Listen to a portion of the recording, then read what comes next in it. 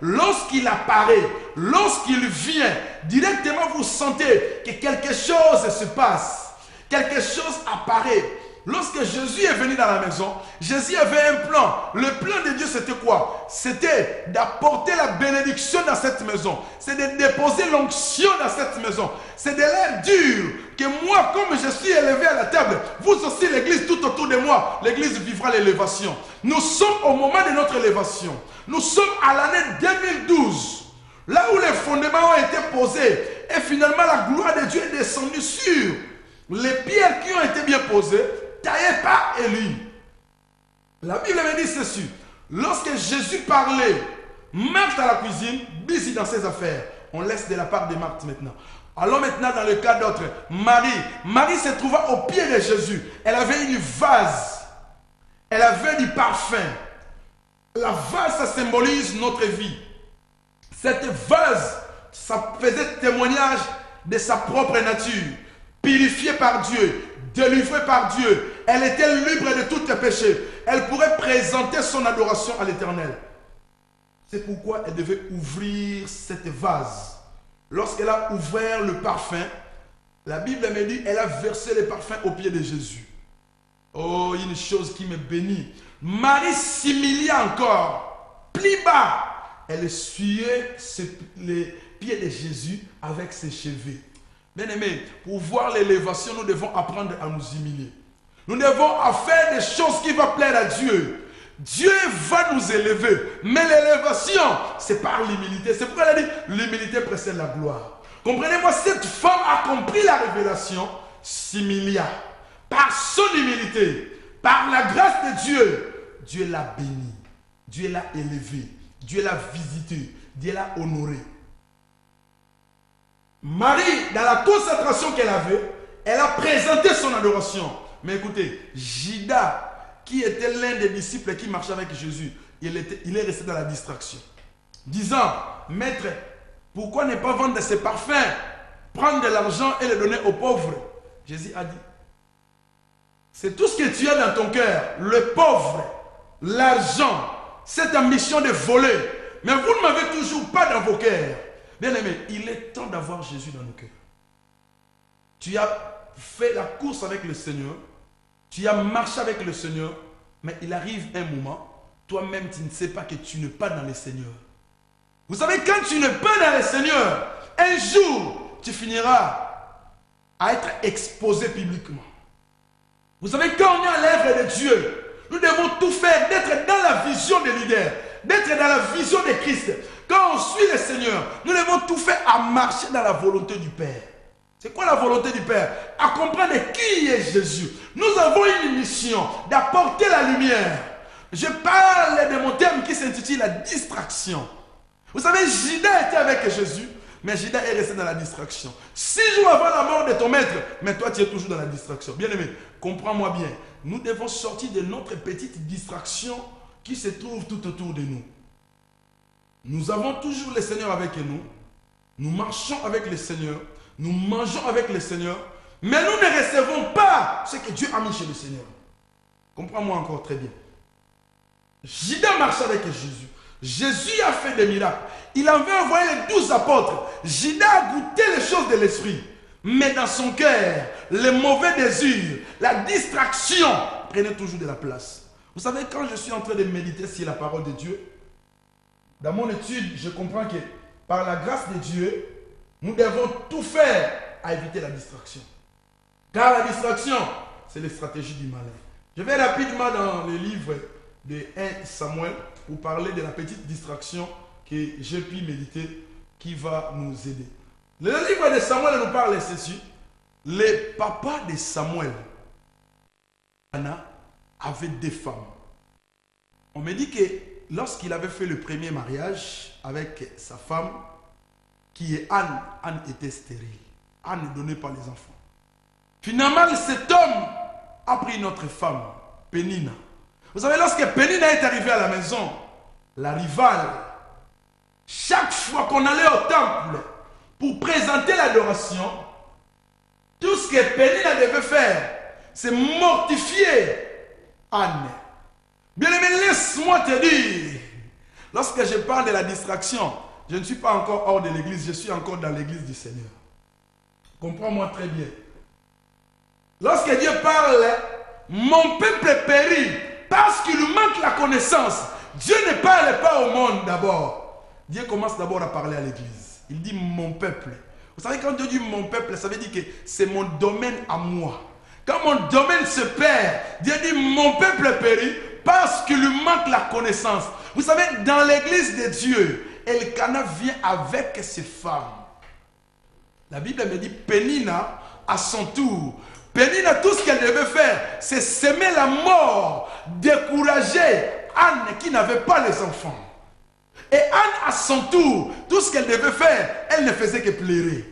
Quand son rival le parle, le mortifie, le décourage, l'appelle stérile que tu es, toi qui n'as pas d'enfant, qu'est-ce que tu viens faire dans cette maison? Toi qui n'es pas béni, qu'est-ce que tu viens faire dans ce pays? Toi qui es sans papier, qu'est-ce que tu attends dans ce pays? Toi qui n'as même pas un secours, qu'est-ce que tu attends? Bien-aimé, laisse-moi te dire, dans l'église de Dieu, cet homme venait avec ses femmes pour présenter l'offrande. Mais la rivale l'a mortifié à l'église. Bien aimé, la mort, le diable se filtre même à l'église. Je vous l'ai montré dans l'évangile de Jésus lui-même. Je vous le montre encore dans l'Ancien Testament. Élie, le sacrificateur au temple, il venait au temple pour adorer.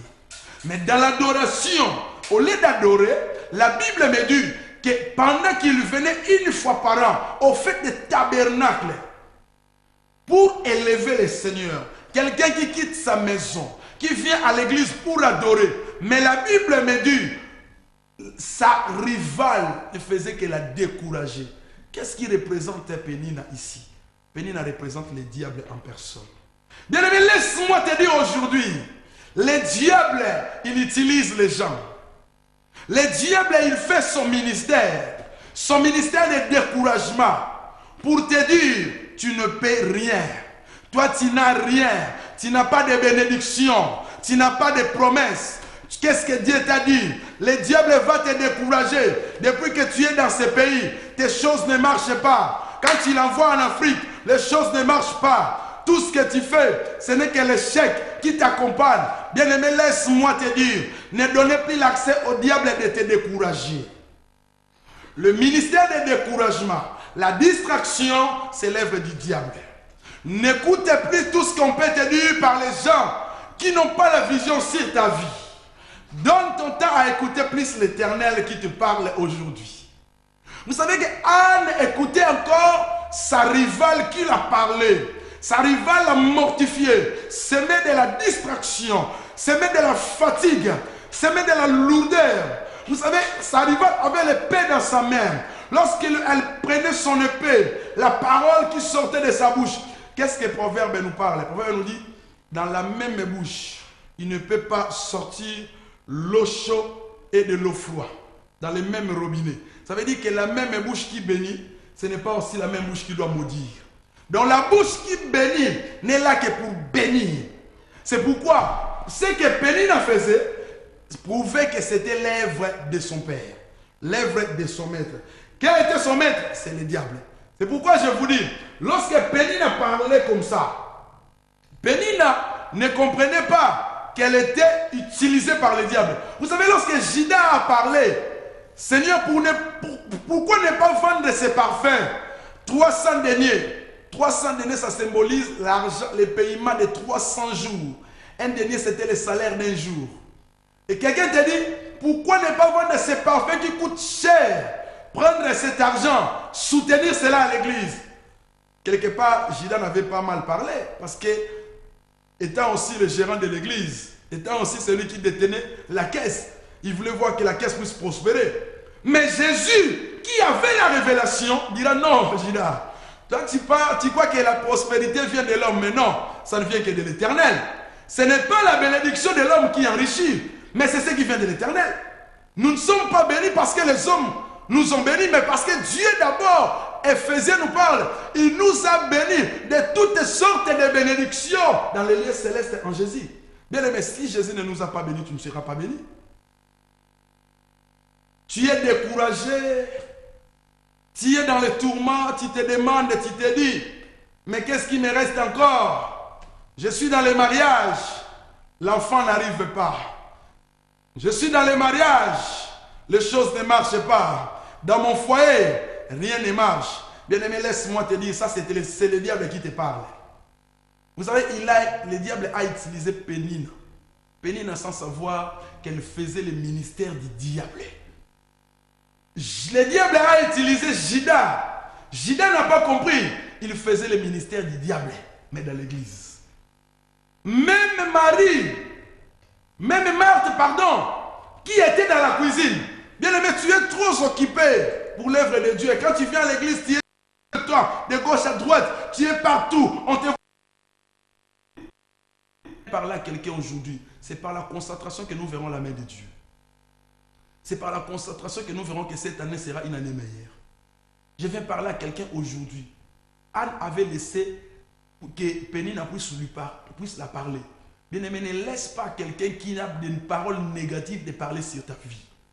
Ne laisse pas quelqu'un qui n'a pas Jésus de prier pour toi. Ne laisse pas que quelqu'un qui n'a pas Jésus puisse imposer les mains sur toi. Alléluia. Bien aimé, laisse-moi te dire encore, ne laisse pas quelqu'un que tu sens que Dieu s'est retiré de lui puisse t'imposer la main parce que tu ne verras pas la main de Dieu. Cherchez quelqu'un qui a l'onction. Vous savez que Pénina, mortifiée, Anne devait fermer les oreilles. Aujourd'hui, je viens dire à quelqu'un, tu as beaucoup écouté ces gens. Tu as beaucoup écouté des découragements. Mais Dieu suscite aujourd'hui les paroles d'encouragement pour toi. Je viens pour t'encourager, mon bien-aimé. Parce que dans l'œuvre de Dieu, tout un chacun a reçu une mission. Nous avons reçu la mission de construire le corps de Christ. Je viens aujourd'hui dans ta vie pour te dire, je suis venu pour construire le corps de Christ qui est détruit en toi. Si l'année 2011, tu avais échoué, je suis là pour te dire, l'année 2012 a commencé. Tu n'es pas censé de tourner toujours dans les ronds-points. Ta vie n'est que de tourner en rond. Tu tournes dans la même place. Avancement. Je suis ici pour te dire, chaque fois, Elkana venait avec Anne dans le temple avec Pénina, elle ne faisait que tourner en rond. Anne ne faisait que tourner en rond. Up and down. Venir, retourner. Venir, retourner. Mais le jour-là, quand Anne est venue au temple, Anne a dit ceci. Moi, je ne rentre pas avec vous. Vous pouvez partir. Mais moi, je reste ici pour parler avec Dieu. Bien-aimé, tu n'as pas encore parlé à Dieu depuis que l'année a commencé. Tu n'as pas encore prié Dieu. Je suis ici pour dire à quelqu'un, nous devons prier Dieu. Nous devons prier Dieu. Nous devons entrer dans la prière. Nous ne devons pas seulement parler, mais nous devons entrer dans la prière. C'est pourquoi je vais entrer dans la prière avec quelqu'un cet après-midi. Je vais entrer dans la prière avec quelqu'un aujourd'hui pour prier aussi en ta faveur. Parce que tu as besoin que cette année, tu as beaucoup de projets. Mais la Bible dit l'homme forme les projets. Le dernier mot appartient à l'Éternel. Ce n'est pas parce que tu as fait beaucoup de projets que tu auras beaucoup de réussite. Loin de là. Qui t'a dit cela? Le fondement, c'est Jésus lui-même. Qui t'a dit que parce que tu as beaucoup parlé, tu as fait beaucoup de propagande, que la réussite est certes? Non. Celui qui certifie la réussite, c'est Jésus. C'est pourquoi je te rappelle aujourd'hui de ne plus être dans la distraction. Tu sais que Pénina s'est laissée dans la distraction. Toi, tu te laisses dans la distraction, être utilisé par le diable. Laisse-moi te dire, moi je suis venu ici comme un envoyé de Dieu que Dieu m'a dit dans ce pays pour aider son peuple. Je suis ici pour dire à quelqu'un que si tu écoutes la voix de Dieu aujourd'hui, tu peux aussi sortir de ta distraction. Pourquoi tu encourages les gens qui se moquent des hommes de Dieu? Pourquoi tu préfères critiquer les hommes de Dieu au lieu de prendre le temps de la prière pour eux? Pourquoi tu as tout le temps? Tu parles en mal des hommes que Dieu a établis, des servantes que Dieu a établies, au lieu que tu entres dans la connaissance. Tu n'as que le temps pour critiquer. Non, mais ce n'est pas ce que Dieu ce n'est pas ta responsabilité. Ce n'est pas à toi de dire cela. Toi, tu dois sortir de la distraction. Tu es trop dans la cuisine. Tu sais ta cuisine toi-même. Tu aimes beaucoup préparer. Tu prends beaucoup de temps dans la télévision. Laisse-moi te dire, la distraction est partout. Tu es devant la télé. Merci pour cette prière, pour ce moment d'exhortation que tu attends. Mais laisse-moi te dire, La télé est bon, mais trop de télé aussi, c'est la distraction. Devant l'ordinateur, c'est bon, mais trop d'ordinateur, c'est de la distraction aussi.